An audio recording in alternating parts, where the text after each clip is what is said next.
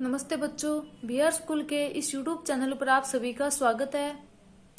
तो देखो, पिछली क्लास में हमने पढ़ा था या फिर पिछली वीडियो में हमने पढ़ा था कि अनाज से हल्के भूसों को अलग करने के लिए हमें एक प्रयोग करते हैं जिसके अंदर हवा में अनाज को ऊपर कुछ ऊंचाई से गिराया जाता है तो भूसे उड़कर अलग चले जाते हैं, जबकि अनाज है वो एक जगह इकट्ठा हो जाता है। और जो भूसे अलग जाते हैं उनका उपयोग है वो पशुओं के चरने के लिए कर लिया जाता है।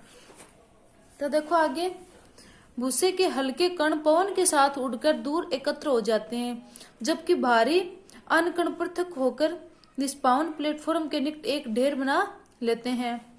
अलग हुए भूसे को पशुओं के चारे सहित अन्य कई प्रयोजनों में प्रयोग लिया जाता है। यानी जो भूसा अलग होता है उसको पशुओं के चारे के लिए उपयोग में ले लिया जाता है। अब देखो, दूसरी विधि है चालन विधि। इसके द्वारा भी पदार्थों को अलग अलग किया जाता है।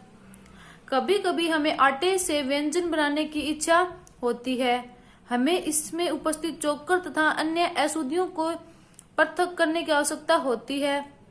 तब हम क्या करते हैं, इसके लिए हम चालनी या फिर छलनी का उपयोग करते हैं तथा उसमें आटा डालते हैं। यानी आटे में अशुद्धियों को अलग करने के लिए हम छलनी को उपयोग में लेते हैं। जैसे देखो, आपको नीचे दिखा रखा है,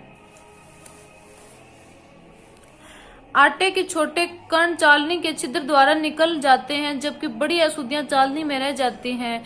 यानी आटे के अंदर जो भी अशुद्धियां होती है वो चालनी में ऊपर रह जाती हैं, जबकि आटा वो निकल कर नीचे चला जाता है। प्राय आटे की मिल में गेहूं को पीसने से पहले पत्थरों तथा भूसों जैसी अशुद्धियों को हटाया जाता है। यानी जो आटे की जो मिल होती है उसके अंदर जब गेहूं को यानी जो गेहूं के अंदर जो अशुद्धियां होती है पहले उनको अलग कर लिया जाता है और फिर आटे को पीस लिया जाता है।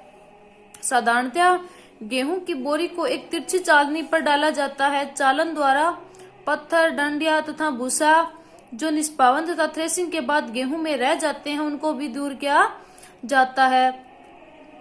अब देखो नीचे, आपने इसी प्रकार के बड़े बड़े चालनी को भवन निर्माण वाले स्थानों पर रेत से कंकड़ तथा पत्थर पृथक करने के लिए उपयोग में लाते हुए देखा होगा। यानी जहाँ पे भवनों का निर्माण किया जाता है वहां पर रेत के अंदर जो अशुद्धि होती है, कंकड़ पत्थर होते हैं, उनको है उस बड़ी चालनी के अंदर डालकर है वो अलग किया जाता है। यानी छलनी का उसमें भी उपयोग होता है। अब आगे देखो जैसे इसमें दिखा रखा है, आपको बड़ा सा चलना ले रखा है और उसके अंदर रेत को डाला जा रहा है। जो भी अशुद्धियां होती है, जो कंकड़ पत्थर होते हैं वो ऊपर रह जाते हैं, जबकि जो रेत है वो नीचे।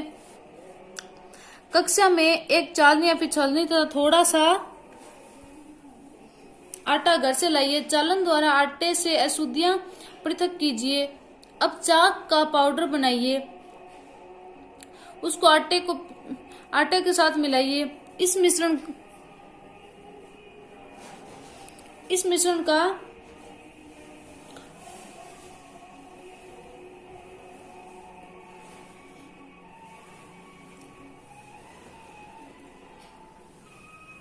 का चाल कीजिए। क्या हमें चालन द्वारा चाक पाउडर तथा आटे को पृथक कर सकते हैं? यानी उसको नहीं कर सकते हम।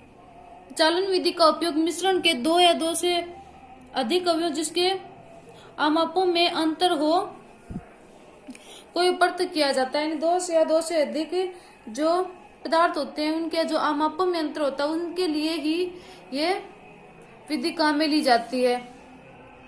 यानी चालन विधि इनके लिए काम में ले ली जाती है। अब आगे देखो, आपको पढ़ना है अवसाधन, निस्तारण तथा निस्पंदन, जो कि हम कल की वीडियो में पढ़ेंगे। आज के लिए इतना ही, धन्यवाद।